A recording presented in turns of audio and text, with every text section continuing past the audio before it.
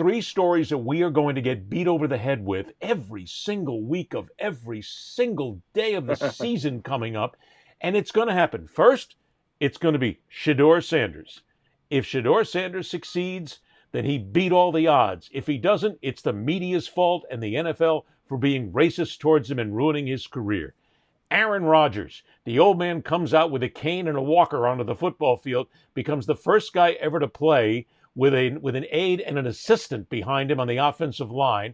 And if he succeeds, he beats the odds. If he doesn't succeed, people hated Aaron Rodgers and he shouldn't have been there in the first place. And then Dak Prescott, holy God in the morning, I don't want to hear another person tell me that it's time for the Dallas Cowboys to win a Super Bowl and Dak Prescott is the guy that's going to do it. He hasn't done it yet. He's been sitting there for how many years now? And everybody talks to us that Dak Prescott is going to lead the Cowboys to a Super Bowl. Gentlemen, I know it's going to happen. To me, those are the three stories that we are going to hear over and over again. And frankly, I think it's all hysterical.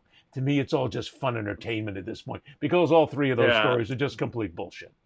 But that's what it is. It is entertaining, and there's a camp that wants to see him succeed. All three of these guys in a camp that wants to see them fail. I'm all in for the epic meltdown, by the way, and especially with Rodgers. I mean, let's face it, Rodgers is not a guy who is likable by any stretch of the imagination. I was talking to Ed earlier, and there was this clip, one of those. I looked up the signing and reaction to the signing, and there was something on Twitter. It was awesome. It was a movie clip with I've got to look here with Kevin Nealon. It was Kevin Nealon. Yeah.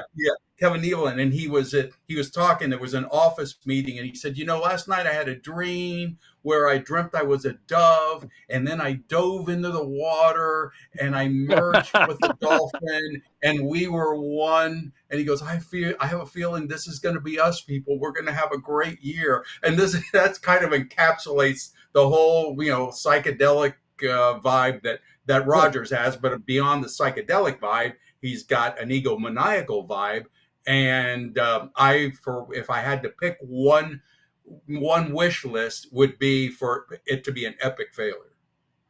Look, let's be honest. If Aaron Rodgers actually wants to do anything that really becomes historic and fun, look, he's in Pittsburgh now. So why doesn't he just emulate a former Pittsburgh sports star? He could be like Doc Ellis. He could be out there going and playing the game actually stoned to the bejesus on LSD, and maybe he'll throw for 400 yards. I mean, now that, if Rodgers did that, that would fit perfectly, and maybe I might start liking the guy. But until this point, I can't wait to see him fail. He's an ass clown.